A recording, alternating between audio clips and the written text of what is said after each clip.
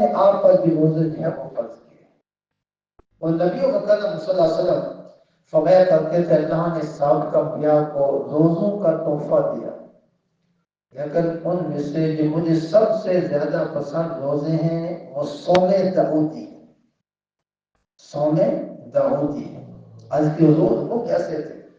فرمایا کہ داؤد تو ایک دن روزہ رکھتے تھے، ایک دن روزہ چھوڑ دیتے تھے، پھر ایک دن رکھتے تھے، ایک دن چھوڑ دیتے تھے، تاکہ جو ہے اس سے کمزوری بھی نہیں آتی، کام قائم ہوتے رہتے ہیں. تو فرمایا سال کا امتوں میں سے مجھے دو جو صوم داؤدی ہیں وہ بہت پسند ہے.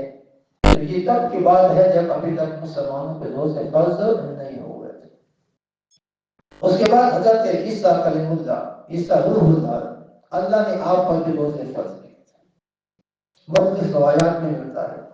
ایک روایت میں یہ بھی ہے کہ ماہ مقدس رمضان المبارک کے روزے آپ پہ فرض. انجیل شریف میں رمضان کے لیے لفظ آتا ہے طالب، تو فقہاء نے لفظ سے طالب کا معنی رمضان کیا ہے. تو فرمایا اللہ نے سیدنا عیسیٰ روح اللہ کو بھی روزے عطا کیے، ایک ماہ مقدس کے روزے تھے. اور آپ کی دنیا سے آسمانوں پہ جانے کے بعد پھر آپ کی امت میں ان روزوں کا حلیہ جو ہے وہ بدل دیا، اس کی تبدیل کر دیا.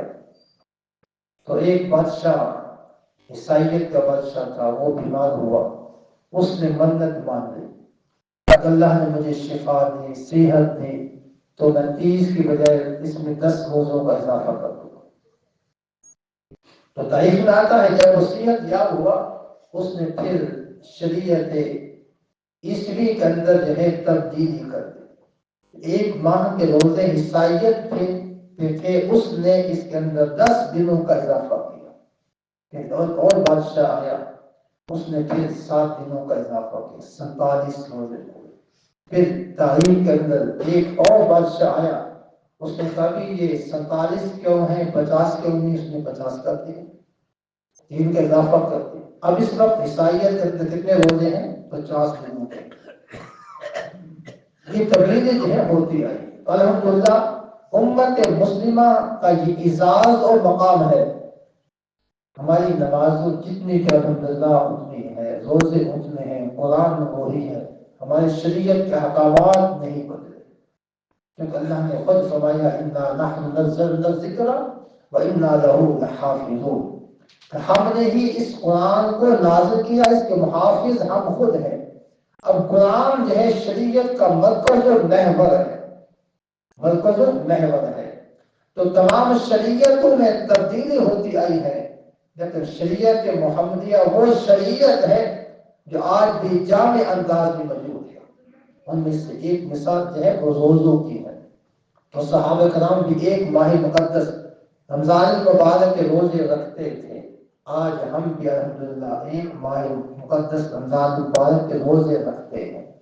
حالات اپ ڈاؤن ہوتے رہے، عروج و زوال مسلمانوں پہ آتے رہے، لیکن شریعت مکمل کی مکمل ویسے ہی، اس میں کوئی تبدیلی نہیں آئی.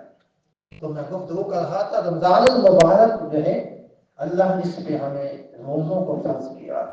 روزوں کے فضیلت نئی چیز نہیں ہے، سابقہ شریعتوں سے، انبیاء سے روزے چلتے آئے. اللہ نے ہمیں یہ تحفہ عطا کیا ہے.